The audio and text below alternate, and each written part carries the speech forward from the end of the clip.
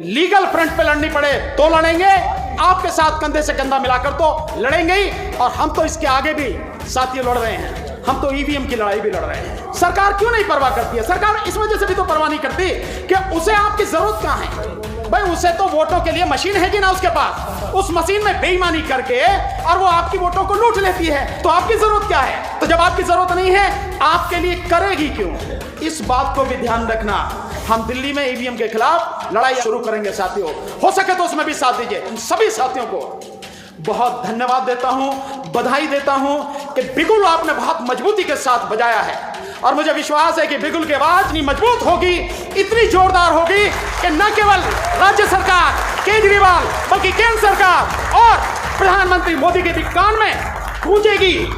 और तब उन्हें समझ में आया कि लीगली कहीं भी लड़ना पड़े, सुप्रीम कोर्ट में, हाई कोर्ट में, हम आपकी लड़ाई हर स्तर पर लड़ेंगे।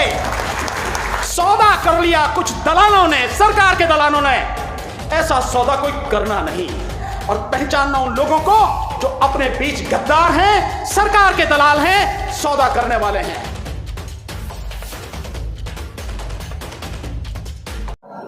ये किसके लिए है आंदोलन? मैं तो वकील हूं, मुझे क्या चाहिए? मुझे तो कुछ भी नहीं चाहिए।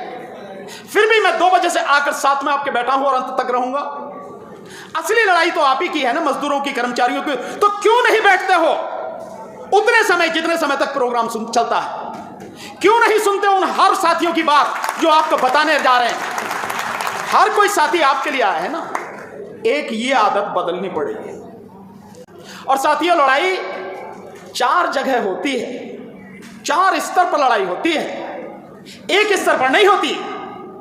एक स्तर पर तो ठीक है, लीगली मैं लड़ूंगा, महमूद पराचा भाई हैं, वो साथी हैं, और भी हमारे एडवोकेट साथी हैं, हम आपकी लड़ाई लड़ेंगे कि भाई जो संविधान है, संविधान के अनुच्छेद 39 में बाकायदा 39D में दिया गया है कि समान कार्य के लिए समान वेतन होना चाहिए। और उसके बाद केवल इतना ही नहीं, माननीय सुप्रीम कोर्ट ने और इस देश की भिन्न भिन्न हाई कोर्टों ने न जाने कितने जजमेंट दिए हैं। अब से 40 साल पहले से, अब से नहीं, 40 साल पहले से आप देखिए उठा के कितने ही जजमेंट दिए हैं कि समान वेतन का, समान कार्य का समान वेतन मिलेगा। और केवल यही नहीं, इसके साथ साथ वो सारी सुविधाएं भी जो एक परमानेंट कर्मचारी को मिलती हैं, वो सारी सुविधाएं भी, चाहे ठेके पर रखो, चाहे आउटसोर्सिंग से रखो, उन सबको वो सारी सुविधाएं मिलेंगी। तभी समान कार्य का समान वेतन होगा, अन्यथा नहीं होगा।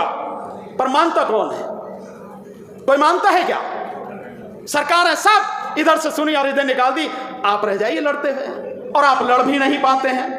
तो जब 4 घंटे नहीं बैठ पाते और ये लड़ाई अगर लंबे समय तक चल गई तो क्या होगा?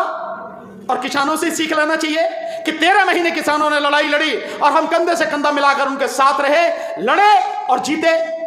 आप सबने देखा, ऐसा नहीं है कि देश ने या दुनिया ने देखा नहीं हो।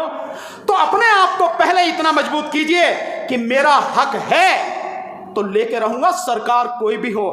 अगर मजदूर लड़ता है ना, आम आदमी लड़ता है ना, कैसी सरकार हो, घुटने पर आती है। और साथियों, फिर उसके बाद लड़ाई शुरू करो। रही हमारी बात, तो हम लीगली कहीं भी लड़ना पड़े, सुप्रीम कोर्ट में, हाई कोर्ट में, हम आपकी लड़ाई हर स्तर पर लड़ेंगे। केवल कोर्ट में ही नहीं, कोर्ट के बाहर भी कंधे से कंधा मिलाकर आपके साथ खड़े होकर लड़ेंगे। तभी तो लड़ने का मजा आएगा साथियों। किसानों ने किया लाभ, साथ में लड़ने का मजा आया। सीए एनआरसी का आंदोलन, लड़ने में मजा आया। मेरा इंतजार बिहार में, मधुबनी जैसे इलाके में, वो जो आपका बेगूसराय जैसे इलाके में, रात को 10:30 बजे तक 50-50 हजार की संख्या में लोग, जिनमें 20 से 25 हजार महिलाएं थी, इंतजार किया, लड़ा उन्होंने। और आज तक सरकार की हिम्मत नहीं है कि सीएनआरसी का कानून लागू कर सके। ये होती है लड़ाई। लड़ना इस तरह से पड़ेगा।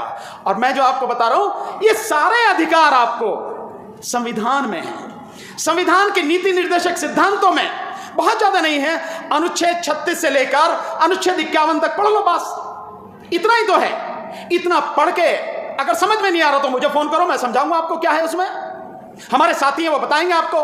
इतना पढ़ लो तो आपको आपके हक पता लग जाएंगे और आपको सरकार की जिम्मेदारी पता लग जाएगी। साथियों, ये काम आपको करना पड़ेगा। साथी, उन सभी साथियों को बहुत धन्यवाद देता हूं, बधाई देता हूं कि बिगुल आपने बहुत मजबूती के साथ बजाया है और मुझे विश्वास है कि बिगुल की आवाज 27 सितंबर को इतनी मजबूत होगी, इतनी जोरदार होगी कि न केवल राज्य सरकार केजरीवाल बल्कि केंद्र सरकार और प्रधानमंत्री मोदी के भी कान में गूंजेगी और तब उन्हें समझ में आएगा कि मजदूर की ताकत क्या है। साथी, सुझाव मेरा एक इतना सा है, मैं किसान आंदोलन में किसान मंच पर था, पहले दिन मैंने एक बात उनको कही थी। साथी, उन्होंने लिखा हुआ था किसान मजदूर एकता, लेकिन जो सरकार को देने के लिए उन्होंने लेटर बनाया था, मजदूर की एक मांग नहीं थी इसमें।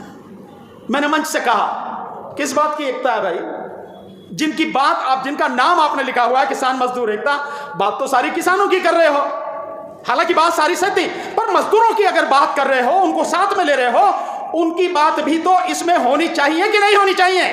बताइए, आपकी होनी चाहिए नहीं होनी चाहिए? होनी चाहिए। साथियों, वही आपसे कह रहा हूं, मेरी बात को समझने की कोशिश कीजिए कि यह केवल बिजली वालों का मसला नहीं है। यहां बिजली वाले साथी आए हैं, उनकी तरफ से आह्वान किया गया है, लेकिन यहां पर मेडिकल के भी साथी हैं, उन्हें भी वही पैसे मिलते हैं जो आपको मिलते हैं। यहां पर एमसीडी के भी साथी हैं, उनकी भी स्थिति वही है, और यहां पर शिक्षा विभाग के भी लोग हैं, सभी की स्थिति लगभग उसी तरह की है।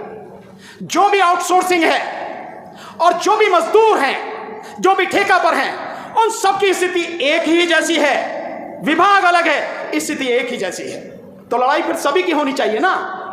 तो जो आप कर रहे हैं, मेरा आपसे विनम्र निवेदन है, मेरा अनुरोध है आपसे कि न केवल बिजली कर्मचारियों की, बल्कि उसमें मेडिकल के साथियों की, सफाई कर्मचारियों की, एमसीडी के कर्मचारियों की, और भी जितने विभाग के साथी हैं, जब हम उनको साथ में लाना चाहते हैं, उनका सहयोग चाहते हैं, उनकी बात भी उस लड़ाई में, उस मेमोरेंडम में, उस ज्ञापन में होनी चाहिए, ताकि सबका कल्याण हो, किसी एक का नहीं, किसी एक के साथ भेदभाव नहीं करना किसी हालत में। लड़ाई तो सबकी सामूहिक है ना साथियों, इसलिए मेरा निवेदन है ये करें। और अब एक बात सिर्फ कि मैंने आपको बताया कि लड़ाई 4 स्तर पर होती है। एक, सड़क पर जो आप और हम सब लड़ते हैं। दूसरी लड़ाई अदालत में जहां वकील लड़ते हैं। तीसरी लड़ाई संसद में। चौथी लड़ाई विधानसभा में। ये 4 प्लेटफॉर्म हैं जहां पर लड़ाई होती है। अब जरा अपने अंदर झांक के देखो, चलो सड़क पर तो आप लड़ लोगे, मान लिया, और चलो मान लेते हैं कि अदालत में हम और हमारे साथी वकील वो लड़ेंगे, मान लेते हैं। कौन लड़ेगा संसद में आपकी लड़ाई? कौन लड़ेगा विधानसभा में आपकी लड़ाई? वहां नहीं होने चाहिए लड़ने वाले, वहां भी लड़ने वाले होने चाहिए। तो आप क्यों भूल जाते हैं कि लड़ाई का सबसे बड़ा, आखिर कानून तो वहीं बनते हैं, लागू तो वहीं से कराए जाते हैं, और वो इतना महत्वपूर्ण फील्ड है, हम उसके विषय में बिल्कुल भूल जाते हैं। मेरा आपसे निवेदन है, इन सारी चीजों को, माननीय कपिल साहब से भी मेरा निवेदन है, बाकी यहां सारे बैठे हुए जितने भी लीडर हैं, जितने भी साथी हैं, सबसे मेरा विनम्र अनुरोध है, हर स्तर पर लड़ाई लड़नी है। हर स्तर पर आपका आदमी हो, आपका आदमी पहुंचे, इस बात को ध्यान में रखकर अपनी लड़ाई की तैयारी करिए और लड़िए। लड़ेंगे तो सवाल ही पैदा नहीं होता कि कोई आपकी बात न सुने। हमने तो खूब अपने आप देखा है, झुकाया है सरकार को अपनी आंखों के सामने। हां, एक बात जरूर कहना चाहूंगा, आगाह करना चाहूंगा, भाई मेरे कोई भी साथी ऐसा मत कर दीजो जैसा महिला पहलवानों के साथ में हुआ। बहन बेटियों की इज्जत आबरू को जिस तरह से सौदा कर लिया कुछ दलालों ने, सरकार के दलालों ने, ऐसा सौदा कोई करना नहीं। यही मेरा आपसे निवेदन है।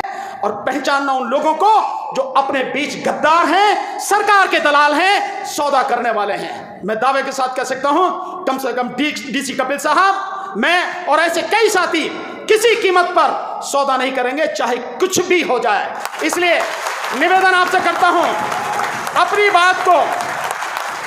बात को मजबूती के साथ रखने के लिए अपने उन साथियों को जो चले गए हैं समझाओ। लड़ाई है तो जिस समय आए हो, जिस समय तक लड़ाई चलेगी, साथ में रहना है, जाना नहीं है साथियों। लीगल फ्रंट पे लड़नी पड़े तो लड़ेंगे, आपके साथ कंधे से कंधा मिलाकर तो लड़ेंगे ही। और हम तो इसके आगे भी साथियों लड़ रहे हैं, हम तो ईवीएम की लड़ाई भी लड़ रहे हैं। क्यों? सरकार क्यों नहीं परवाह करती है? सरकार इस वजह से भी तो परवाह नहीं करती कि उसे आपकी जरूरत कहां है। भाई उसे तो वोटों के लिए मशीन है कि ना उसके पास, उस मशीन में बेईमानी करके और वो आपकी वोटों को लूट लेती है, तो आपकी जरूरत क्या है? तो जब आपकी जरूरत नहीं है, आपके लिए करेगी क्यों? इस बात को भी ध्यान रखना। हम दिल्ली में ईवीएम के खिलाफ लड़ाई अगस्त के बाद शुरू करेंगे साथियों, हो सके तो उसमें भी साथ दीजिए। बहुत बहुत शुक्रिया।